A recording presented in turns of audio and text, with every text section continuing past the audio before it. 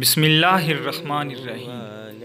یہ درود پاک بھی دوسرے درود پاک کی طرح حضور صلی اللہ علیہ وآلہ وسلم کی شفاعت کے لیے بہت مجرب ہے، لہٰذا جو شخص ہر نماز کے بعد اسے 11 مرتبہ پڑھے اس کے لیے روز قیامت حضور صلی اللہ علیہ وآلہ وسلم کی شفاعت واجب ہوگی۔